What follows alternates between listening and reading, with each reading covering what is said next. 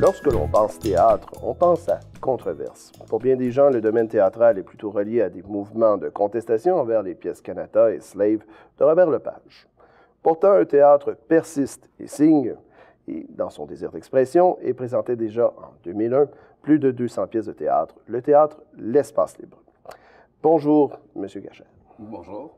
Donc, d'abord, j'aimerais vous poser cette première question. Quel type de pièces de théâtre on présente à Espace Libre? Bon, alors, à Espace Libre, ce qu'on présente, c'est de la création théâtrale. Ça veut dire que ce sont des pièces faites par des artistes contemporains, donc des artistes d'aujourd'hui, qui n'ont pas été encore jouées ailleurs. Donc, c'est pas du Molière, c'est pas du Shakespeare, c'est vraiment des artistes de tous âges, mais qui proposent de nouveaux sujets qui sont présentés à Espace Libre. Il faut dire quelque part que vous êtes situé dans l'est de Montréal, et quelque part, pourquoi choisir ce type de pièce-là, justement? Ah ben, premièrement, parce que c'est la mission première du théâtre. À la base, Espace Libre a été créé il y a presque 40 ans par 3 troupes de théâtre qui voulaient renouveler, on va dire, le genre théâtral et qui étaient comme des espèces de petits laboratoires de création. Et ils présentaient des spectacles qui innovaient vraiment, qui sortaient des sentiers battus. Et petit à petit, ben, avec le temps, Espace Libre est devenu le théâtre qu'on connaît aujourd'hui, qui propose 13 créations, donc à peu près en moyenne par an. C'est quand même beaucoup. C'est énorme. C'est énorme. Ça témoigne de tout le potentiel de créativité de nos artistes. Tout à fait. Et dans quelle mesure désire-t-on susciter, dans le fond, une réflexion auprès de votre public, puis auprès, dans le fond, des gens en général? Bien, ce qui permet de susciter une réflexion, que ce soit à Espace Libre ou dans d'autres théâtres, c'est les sujets et les thématiques que les artistes proposent. Je vous donne un exemple. Mettons, cette année, on a un spectacle qui s'appelle Post-humain. Et c'est un spectacle qui est documentaire et qui parle du mouvement cyborg et du mouvement transhumaniste et qui parle en fait de l'augmentation du corps humain d'un point de vue des technologies et de toutes les questions éthiques que l'avancée des technologies charrie. Donc voilà, juste avec un exemple comme ce spectacle-là, ça permet de voir à quel point l'art permet en fait de trouver de nouvelles façons de nous raconter, on va dire, ces grands sujets de société d'aujourd'hui.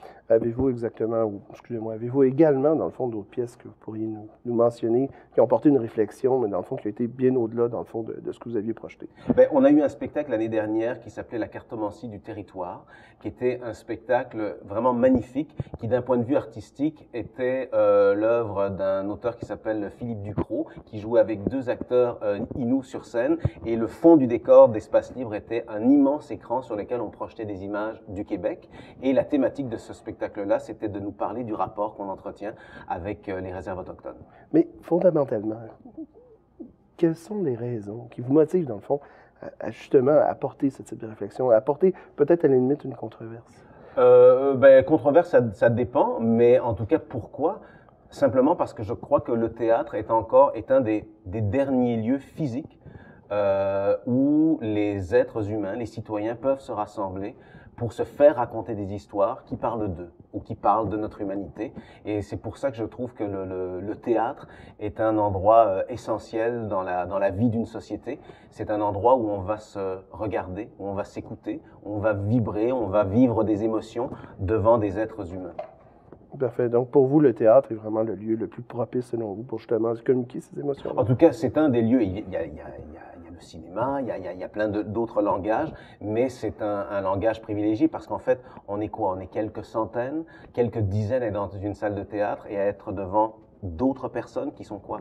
Une petite dizaine, et on se fait raconter des histoires. Donc, dans le fond, vous sentez qu'il y a un échange, une communion, ni plus ni moins avec... Ah oui, vraiment. Surtout si après ça, les spectacles sont... on poursuit les spectacles avec des discussions avec le public, justement, sur les thématiques qui sont proposées. Parfait. À titre anecdotique, quelle est l'histoire derrière l'emplacement du Théâtre Espace Libre?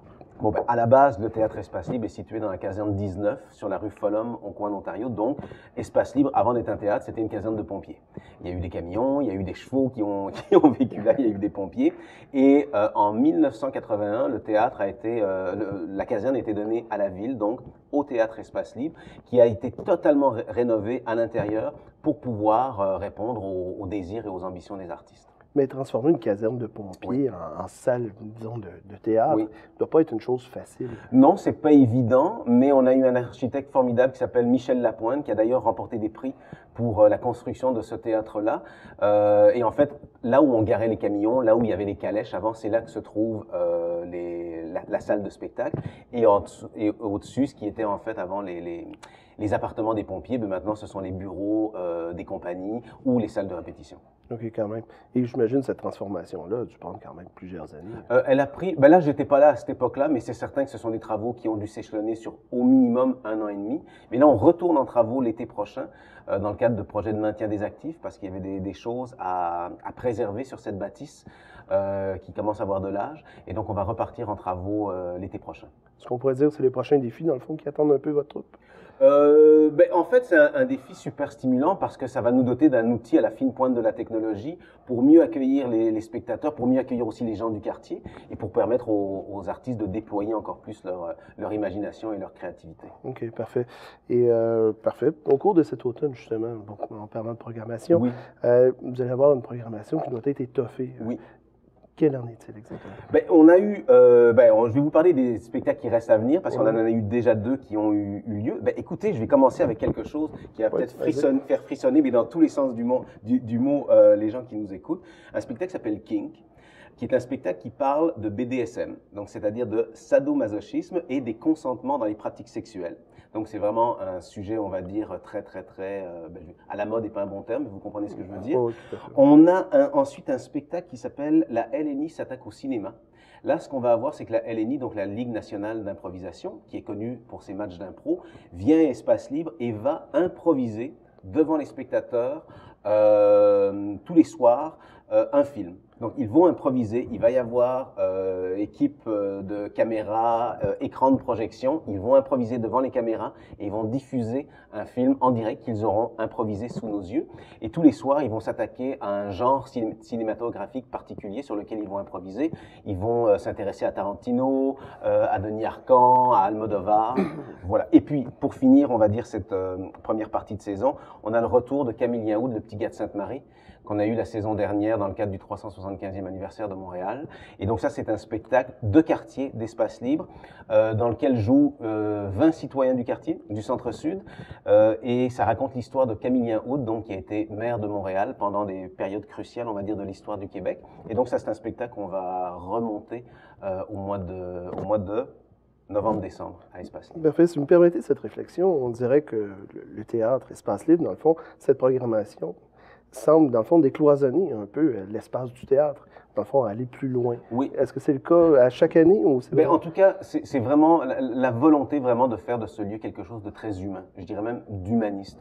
Et puis, ce qui nous permet encore plus de nous décloisonner, de nous ouvrir, c'est toutes les mesures, toutes les actions citoyennes qu'on mène depuis quelques années à destination de nos voisins, des citoyens du Centre-Sud.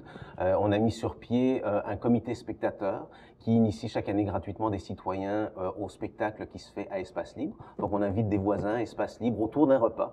Ils rencontrent les artistes du spectacle qu'ils vont voir le soir, qui leur expliquent un peu, vous allez voir ça, on va parler de tel sujet.